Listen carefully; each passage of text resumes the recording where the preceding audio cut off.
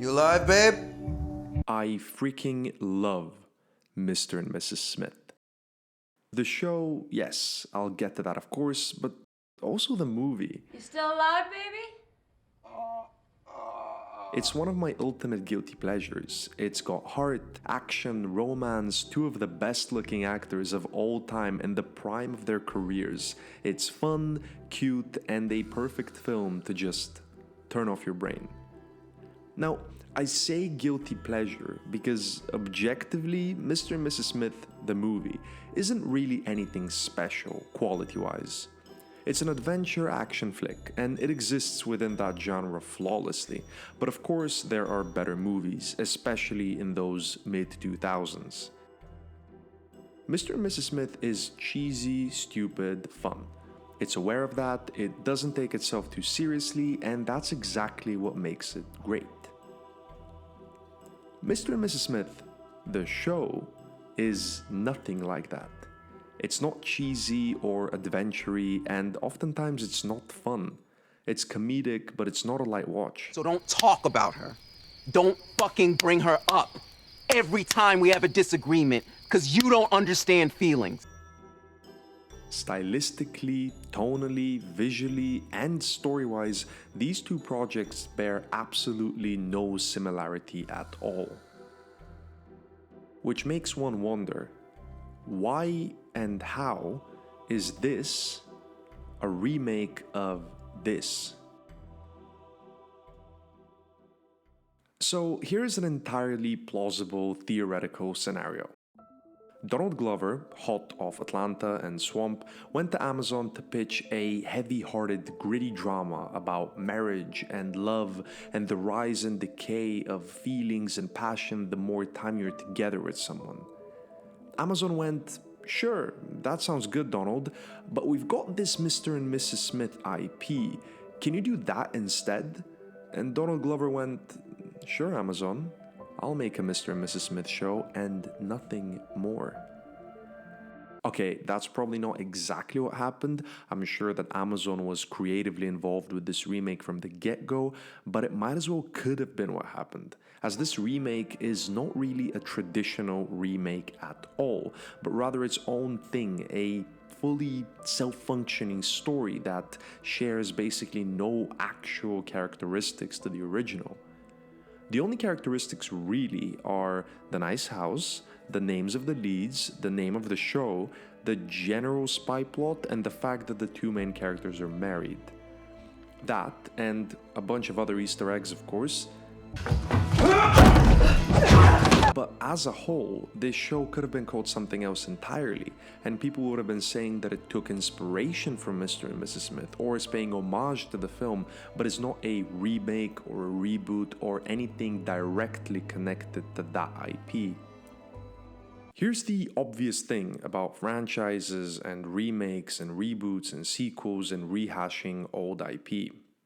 Maybe we consider those projects boring as they're based on something pre-existing, but from a business perspective, that's what makes money, especially nowadays.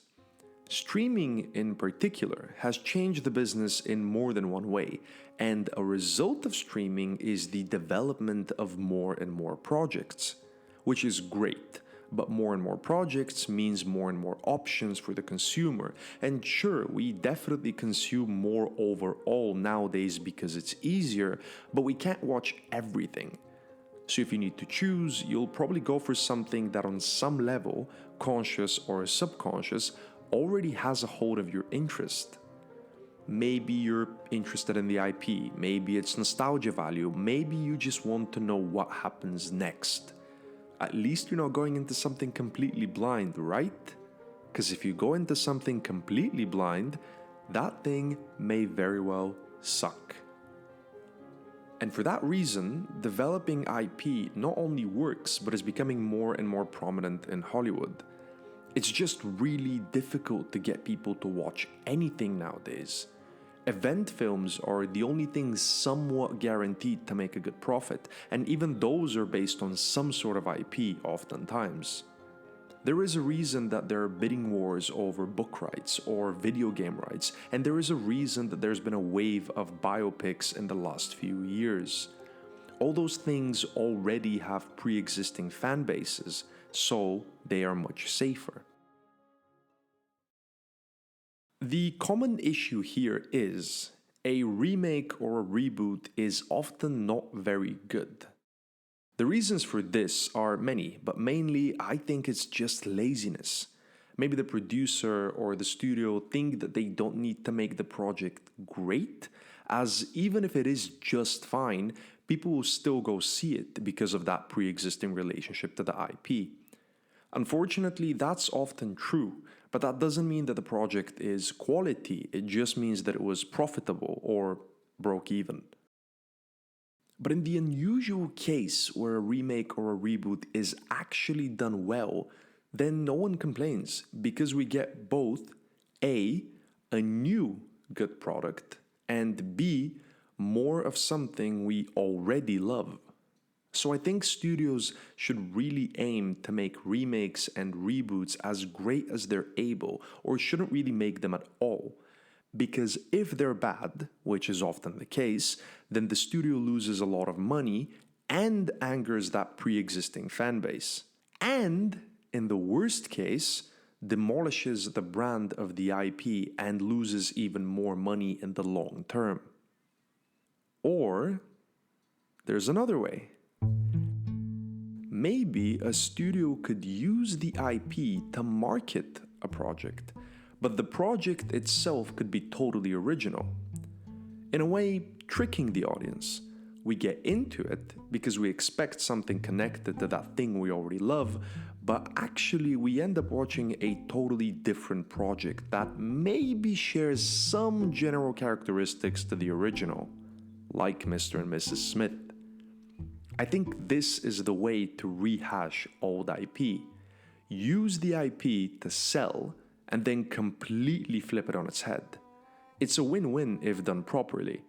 Out with the old and in with the new, but only if the new is as good or better.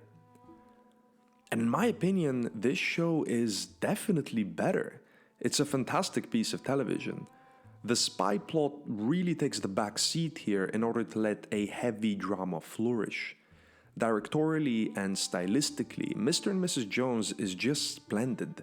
There is a splash of that Atlanta feel. Hiro Murai did direct the 2 opening episodes after all, but this is less surreal and more grounded in realism. It balances comedy and drama really well, and in the core of everything are 2 deeply complex, flawed, and full humans. I found the love story to be heartbreaking and also beautiful and also very intimate and truthful. This is a series that has to balance that with this. Whatever happens, I love you. I love you too.